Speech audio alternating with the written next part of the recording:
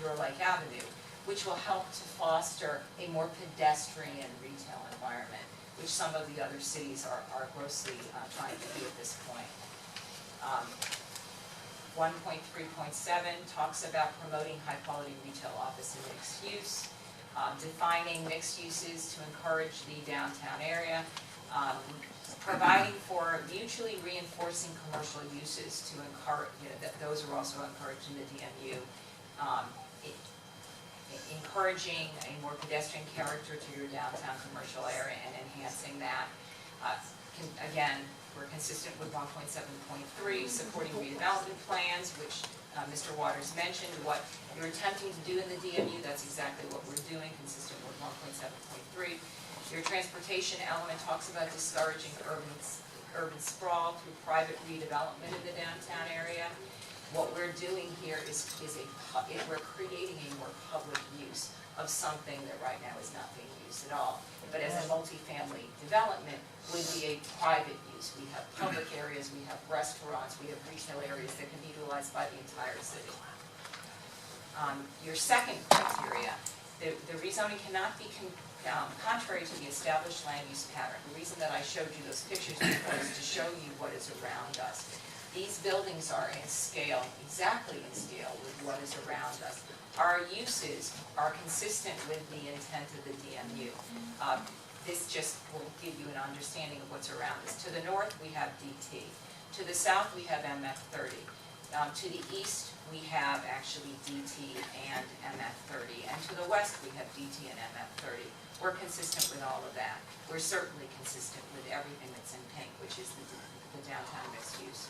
Sustainability. The rezoning has to support the integration of a mix of land uses consistent with smart growth and sustainability initiatives.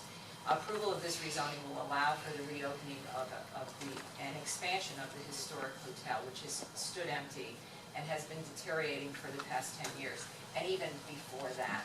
The proposed hotel, retail, and parking uses are complementary with the surrounding multifamily residential and recreational uses.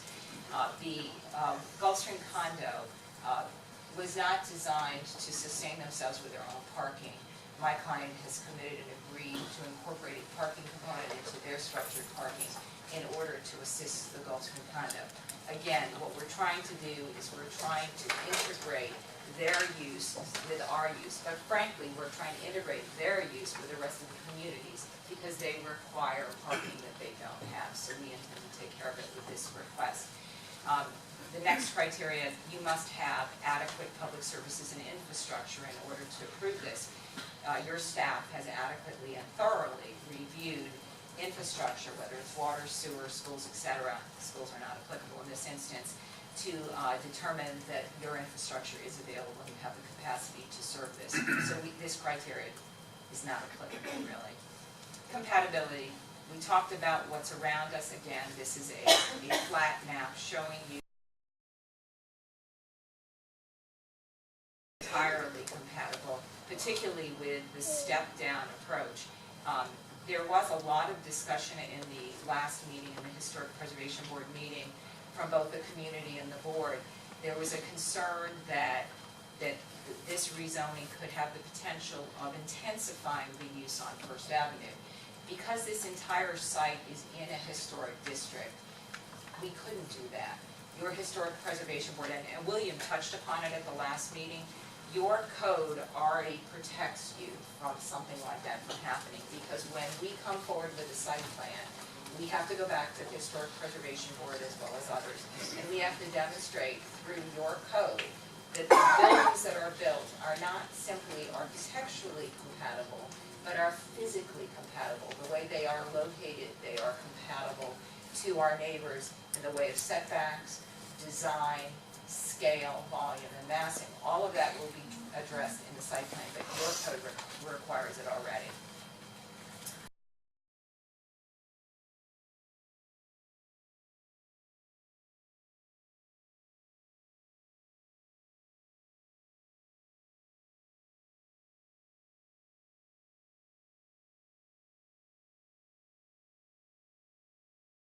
But overall, the next one, direct community sustainability and economic development benefits. This is applicable to plan zoning of districts districts only, so this one does not apply. Economic development impact. I think Woody may have briefly, or actually there was discussion in our last meeting about what this does that you don't have today. And the tourism industry in Florida has grown over the past 30 years that I've lived here, every year increasing over the next. And it happens to represent $67 billion of Florida's economy, or 8% of the state's total GDP based on 2011 data. This data is actually less than what it would be. It is greater than that, but we used what was available on the state website. And your city taps into $0 of this $67 billion because you have no hotels. Yeah. So we bring your only opportunity to tap into it at this point. You did recently approve, and I believe it's recently constructed, another hotel in town. But that hotel is an extended stay, and the intent and purpose of that hotel is to serve the business community, the people that are already here that are not coming in to spend their disposable income. Well, they may spend some of it at their restaurants, but they're here on business. The industry that is growing at leaps and bounds here, you just don't tap into unless they find their way to your downtown from other hotels. So they're staying in West Palm and in Palm Beach and in Delray and in Boca Raton and in some of the other cities who have vast resort community hotels. This one is something that you grossly are missing, and that dollar is something that you just can't ignore. We just talked about the one hotel. The city needs a resort-like tourist-serving hotel. This is your opportunity to bring it back to the city of Lake Worth. I did a little research, and what I learned was that approximately a century ago, a hotel that was called then the Palm Beach Inn was approved, which is today known as the Breakers. Shortly after that, a hotel in Boca Raton was born called the Cloisters, which is known as the Boca Hotel. And then very shortly after that, the Gulfstream Hotel was born and constructed. And of the three, the only one that doesn't exist today, except in its wood form, is the Gulfstream Hotel. So you then get to come back and be back on par with two iconic institutions, which the Gulfstream Hotel can be if you approve this request. So I talked a little bit about, and I'm not going to go into this because this is part of the next phase should you decide to approve this rezoning request, but this plan, whether it's the conceptual plan or a version thereof, will have to comply with all of your land development regulations. It will also have to be reviewed from a historic perspective because it's sitting in a historic district, and William mentioned that already. So you have all the controls that you need to ensure that we are compatible as we say we are. I just talked about that. We have major site plan approval, conditional use approval, sustainable bonus incentive program approval, and historic preservation certificate of appropriateness processes that we must go through. And this is also subject to approval by the Historic Resource Preservation Board. And I think that's it for my presentation. I'm happy to answer any questions. Madam Mayor, if I could. Yes, please. I apologize, I forgot to swear you in. So can I ask you to swear affirm that testimony that you did provide was the truth, the whole truth, nothing but the truth? It was, yes. Thank you. I'm sorry. Thank you very much. And William, same thing. Testimony you provide also, the whole truth, nothing but the truth? Yes. Thank you. Okay. Do Sorry we about need to that. be sworn in? No, you all do not. Okay, at this point, we should move to public comment, and then we'll have a chance to go back and answer those questions. We need a motion. So, I've got a motion on the floor from Commissioner Amoroso. Do I have a second? I'll second it. Okay. Going to public comment, please, again, remember when you approach the podium that to let me know, number one, make sure you mention your name and your address, because this is quasi-judicial, and then number two, whether or not you want your comments to just be public comment, or if you want to put them into testimony. So you'll have to be sworn in if you should. First one up is Peggy Fisher, followed by Lisa Stewart.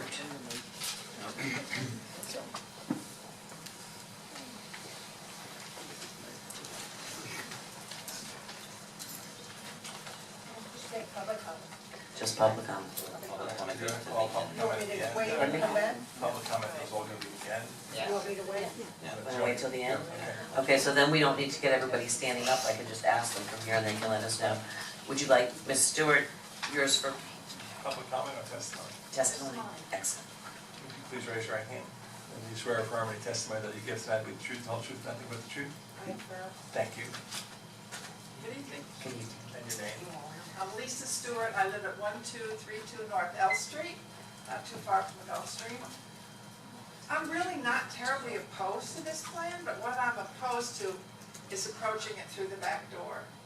I just want to remind everybody that in 2013, the majority of the voter taxpayers of the residents of the city of Lakewater approved a charter amendment reducing building heights from 65 feet to 45 feet in the downtown corridor. I repeat, from 65 feet to 45 feet. You, I, everybody else voted on that. It's my feeling that if you believe that this is the right thing to do, then put it up to the vote, let the voters decide. I think that we need to exercise our constitutional rights, and you should trust us to vote the right way. What's right is right, and to bypass this, I think, is unconscionable. And the other thing I just wanted to add is, I still suspect that Hudson Holdings has their eye on our beach. thank you. Michelle Sylvester? Did you want to go into public testimony? We didn't ask, you also didn't ask her to do the oath, and she was, The she last. didn't? She did, okay. Yeah, but So that's okay. But again, you're here for rezoning today, and later on, I feel like I'll explain the whole height issue, because we'll all discuss that, or do you want me to discuss it now? We'll discuss it. Do it now. Okay, just for those of you that may not have been here before, the legislature in their wisdom took away the power of the citizens to vote on these type of issues. That's why that 45 height limit is not in effect in the city. In 2013, after 3 years of passing this law, the legislature passed it again and said anything retroactive to 2011 dealing with these types of issues is null and void. So basically, any city, and there was even a lawsuit that was filed against the city on this issue, which got dismissed because they're not allowed to. The legislature said that citizens' right to vote on these kind of issues does not exist. So I don't know if anybody agrees with that, but that's what the legislature decided. So unfortunately, well, fortunately, depending on your viewpoint, the comprehensive plan that's adopted by the city is what's in effect. Ms. Sylvester? Ms. Finneran, tell us your name for the record, Michelle Sylvester, 525 again. and do you swear or affirm that testimony that you give today will be the truth, the whole truth, nothing but the I do truth? affirm. Thank you. I represent the business community. We have a business in downtown, and we enthusiastically want to support the redevelopment of the Gulfstream. We find that it will help secure the revitalization of the downtown corridor and bring jobs and vitality to our city.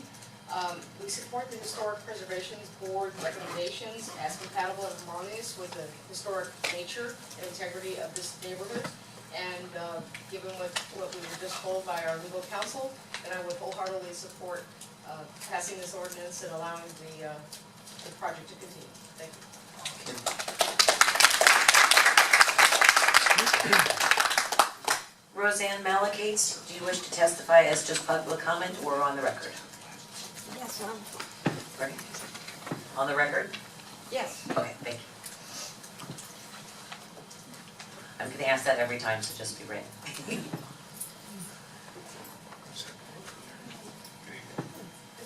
What's your name for the record, please? Roseanne Malak-Tez, 101 South Lakeside Drive. And do you swear or affirm that testimony that you're going to give tonight the truth, the whole truth, nothing but the truth? I do. Thank you. Well, I'm here because I feel that changing the zoning to the downtown in this area will raise the heights to 65 feet, which in 2013 Null and void. we voted, and we do not believe that it's null and void. We think were not recognizing our vote. It's interesting that you send an invitation to, a notice to the people that live in the area to consider the zoning, because we live within 400 feet.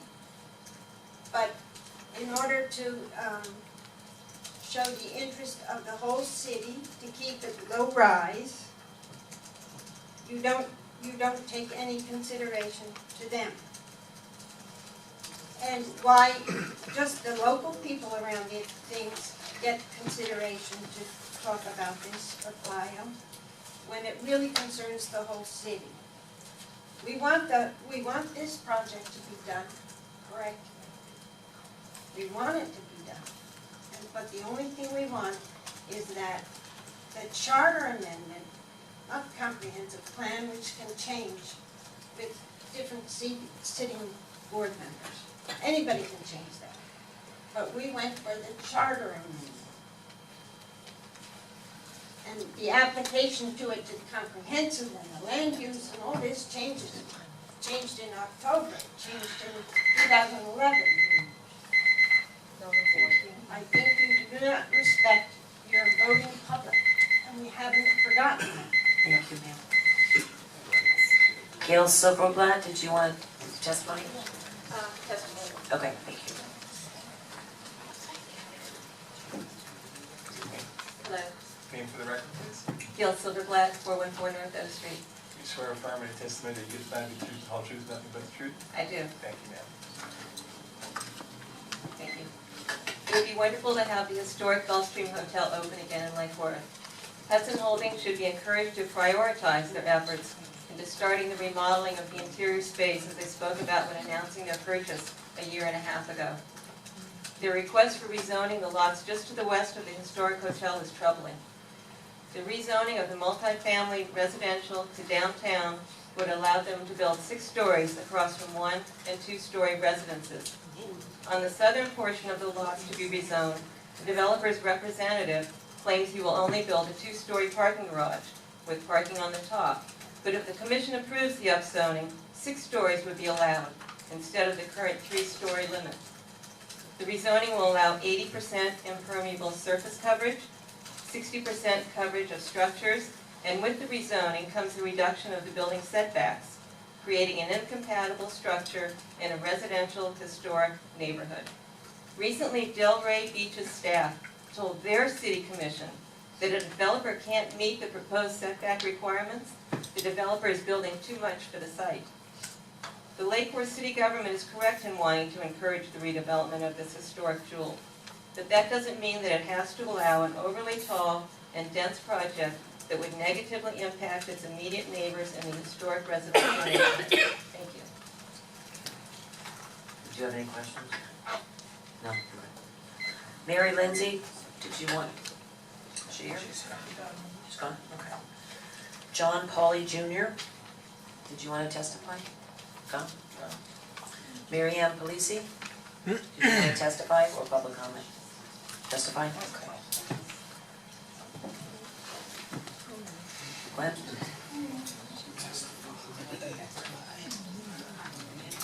Good evening, touch your name for the record. Mary Ann Polisi. We swear or affirm any testimony that you give this evening is the truth, the whole truth, nothing but the truth? I do. Thank you. Hi. Mary Ann Polisi, 1529 South Palm Way. I'm here tonight to support Hudson Holdings. There are many buildings throughout Lake Worth that are Lake Worth Towers, we have condominiums on Lakeside Drive. There's many buildings. I'm not quite sure where this height thing is. I was also extremely discouraged today when I saw on social media and people emailing me from my association that there was an email from a commissioner asking for votes to be heard about the zoning, which I find as a commissioner is not appropriate. With that being said, I feel that the city needs to grow, and I also feel that the city needs to be unified. The diversity in the city has gotten, I feel, quite out of control. And I pray that you consider to grant them what they want. Thank you.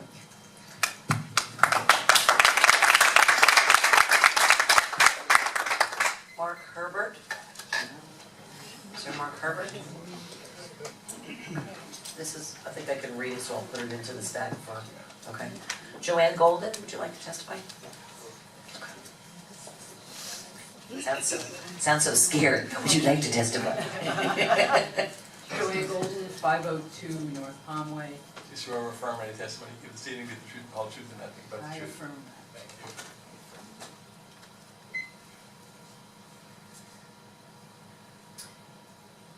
It seems to me that the majority of the city commission continues to pursue its own vision and will undoubtedly vote to approve the rezoning, thereby allowing structures that exceed the height of the charter amendment approved by the voters in 2013.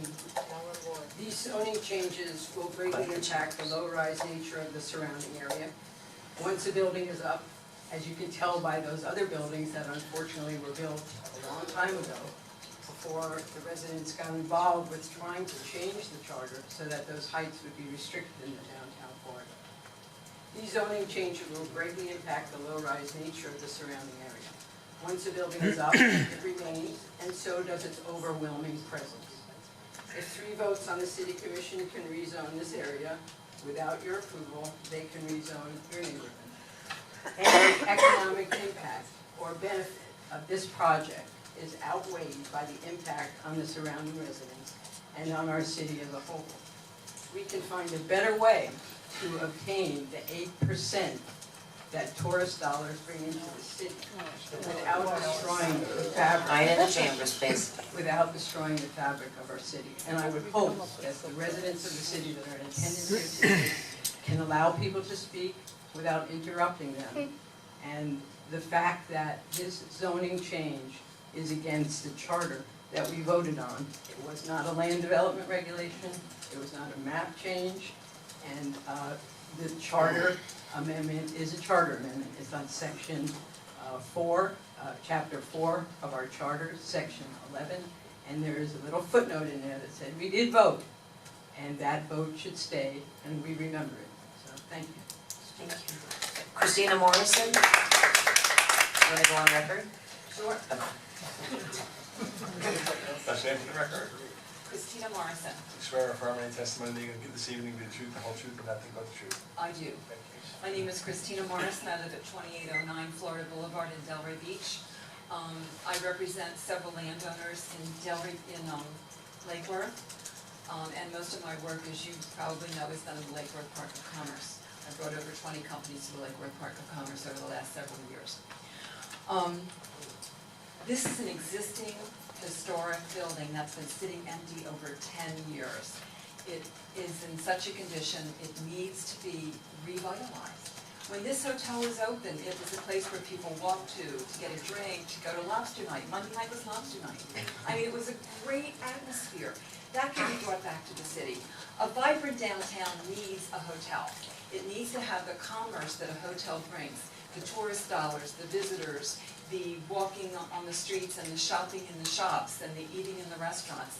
A downtown needs that. Lake Worth has great bones. Your city has better bones than my city, Delray Beach. You have 2 main streets, we only have 1. You've got all those connector streets that can be vitalized into a vibrant shopping district, eating district. And this hotel is a major component to the revitalization and the full utilization of your downtown. Please approve what needs to be done to get this hotel back on track and operating. It does concern, you were absolutely right, the lady that said that this development concerns the entire city. It does concern the entire city. It will help every part of your city be more vital, more commercial, and more vibrant and self-sustaining. Please approve this project, this rezoning. Thank you.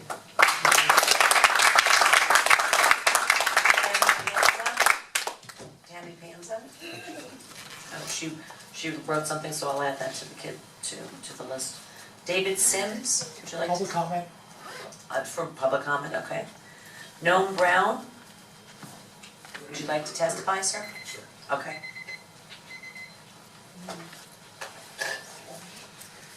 Good evening. Tell us your name for the record, please. My name is Noam Brown, I live at 1701 North East Street. And do you swear or affirm that the testimony you're about to give is the truth, the whole truth, and nothing but the truth?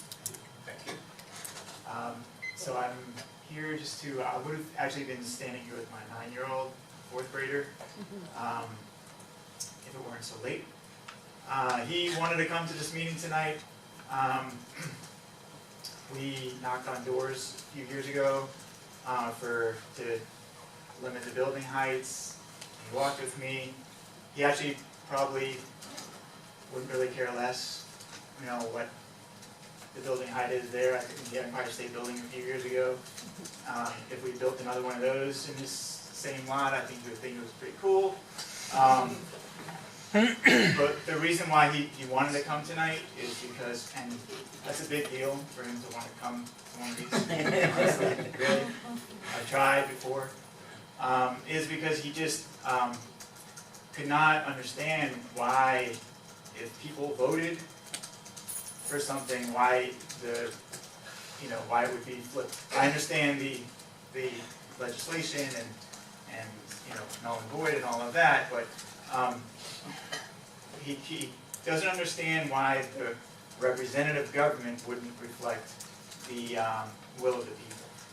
And I don't know exactly what to tell him for that. I don't fully understand it myself. I understand that there are certain circumstances that makes representative government not always, vote for the popular, the way that the popular vote is.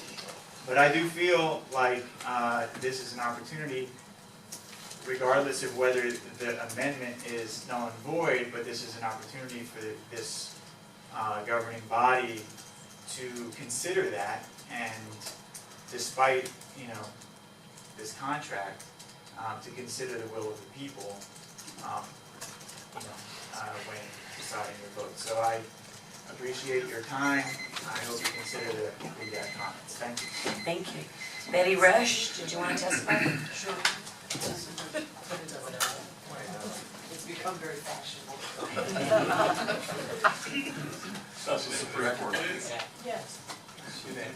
Oh, Betty Resch. You swear or affirm any testimony you're going to give this evening is the truth, the whole truth, and nothing but the truth? I do. Thank you, Ms. Resch. Address 2, please. 12207 South Elm Street is my home. 521 Lake Avenue is my office. I'm here to support the ordinance, and I understand the frustration about the vote, and I understand that. That is what it is. The Gulfstream used to be a wonderful place to go and visit. The Gulfstream has been standing empty. We don't have a hotel in this city, and when I invite friends who come from the north, the bed and breakfasts are wonderful, but they don't serve that purpose. We need a meeting room. We need a place to have a wedding, to have meetings, to have lunches. I live on L Street, and just a block away from me is about a 5- or 6-story nursing home.